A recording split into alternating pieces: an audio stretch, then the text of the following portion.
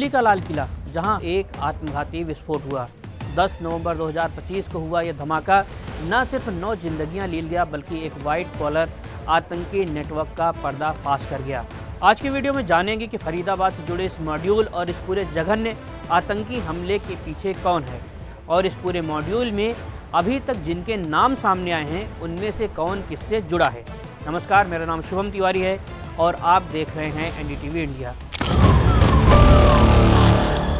एक साधारण दिखने वाला मौलवी जिसने मेडिकल कॉलेज के गलियारों में घूम घूम कर पढ़े लिखे डॉक्टरों का ब्रेन वॉश किया और एक साजिश रची जो कश्मीर से दिल्ली तक फैली हुई थी। पूरी साजिश और आतंकवादियों के मंसूबे अब पूरी तरह साफ हो चुके हैं और इसकी शुरुआत हुई एक साधारण से पोस्टर से।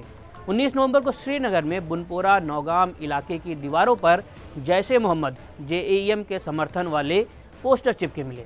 इनमें पुलिस और सुरक्षा बलों के खिलाफ धमकी थी। जम्मू कश्मीर पुलिस ने तुरंत एक्शन लिया। 3 ओवरग्राउंड वर्कर्स आरिफ निसार दार उर्फ साहिल, यासिर उल अशरफ और मकसूद अहमद दार उर्फ शाहिद को गिरफ्तार किया गया। पूछताछ में उन्होंने नाम उगल दिया, मौलवी इरफान अहमद वागे।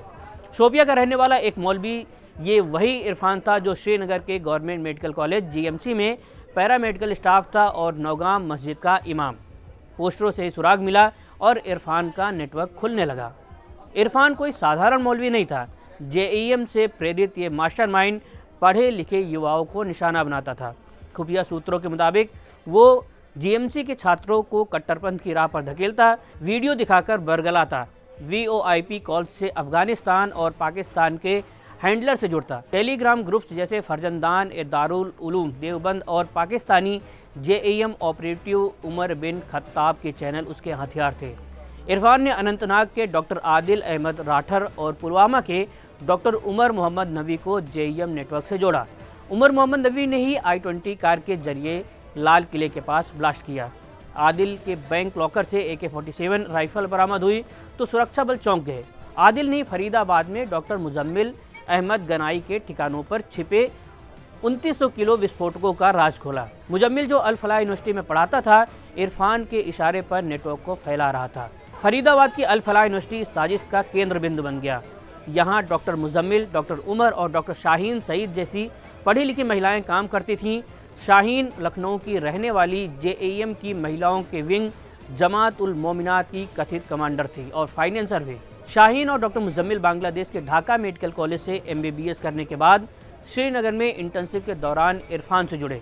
अनुशासनहीनता के आरोप में डॉक्टर उमर को GMC से निकाला गया, लेकिन अल फलाह में नौकरी मिल गई। एक फरार डॉक्टर नासिर, जो कश्मीर में जिहादी गतिविधियों के लिए बर्खास्त हो चुका था, उसे भी यही शरण मिली। जांच में पता चला कि यूनिवर्सिटी के लैब का इस्तेमाल RDX जैसे विस्फोटकों के लिए हो रहा था। तुर्की की एक यात्रा ने मॉड्यूल को बड़ा मकसद दे दिया। वहां हैंडलर से मिले और गज़वा-ए-हिंद जैसे विनाशकारी विचारों से लैस होकर के लौटे।